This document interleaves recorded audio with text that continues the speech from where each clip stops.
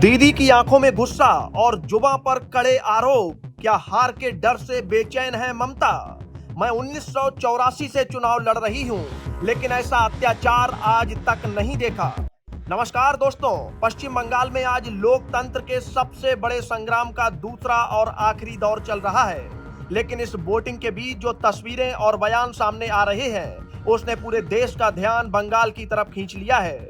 आज 142 सीटों पर जनता अपना भविष्य लिख रही है, लेकिन चर्चा सबसे ज्यादा भवानीपुर की है, जहां मुख्यमंत्री ममता बनर्जी खुद मैदान में हैं। आज सुबह जब ममता बनर्जी वोट डालने निकली तो उनके तेवर एकदम बदले हुए थे।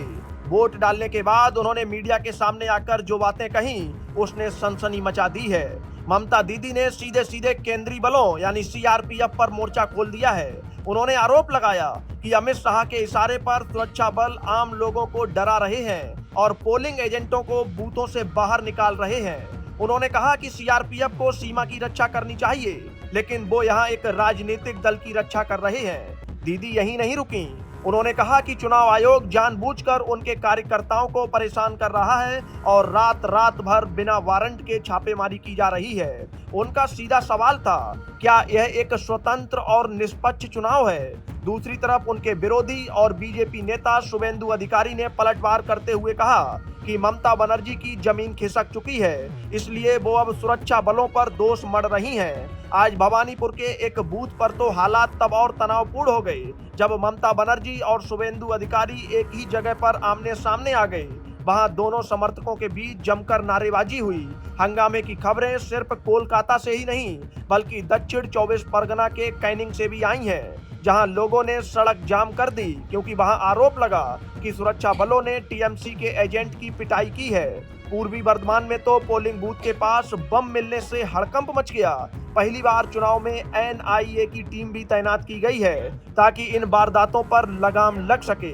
दोपहर 3 बजे तक बंगाल में करीब 79% वोटिंग हो चुकी है, जो साफ बताता है कि जनता इस बार बड़े बदलाव या बड़ी जीत के लिए बढ़ चढ़कर बाहर निकली है। दिल्ली में बैठे केंद्रीय मंत्री पीयूष गोयल दावा कर रहे हैं कि बंगाल में इस बार बीजेपी की सरकार बननी तय है। वहीं कांग्रेस के अधीर रंजन चौधरी का कहना है कि ममता बनर्जी पहली बार इतनी बेचैन दिख रही हैं कि उन्हें एक बूथ से दूसरे बूथ पर चक्कर लगाने पड़ रहे हैं। पूरे बंगाल में आज माहौल किसी युद्ध जैसा बना हुआ है। टीएमसी सांसद सायानी घोष ने भी कहा है कि इतने पुलिस वाले तैनात कर दिए हैं कि वोटर्स के मन में डर बैठ गया है। आरामबाग से एक ऐसी तस्वीर भी आई जिसने सबको चौंका दिया। टीएमसी सांसद मिताली बाग हमले में घायल होने के बावजूद एम्बुलेंस और व्हील चेयर पर बैठकर वोट डालने पहुंची। कुल मिलाकर बंगाल का ये रण अब अपने आखिरी पड़ाव पर है। 4 मई को जब नतीजे आएंगे तभी साफ होगा कि दीदी का किला बचेगा या फिर बीजेपी वहां भगवा लहराएगी। आप देखते रहिए हमारे साथ बंगाल चुनाव की ये सबसे बड़ी खबरें। Bureau report, Bharat update desk.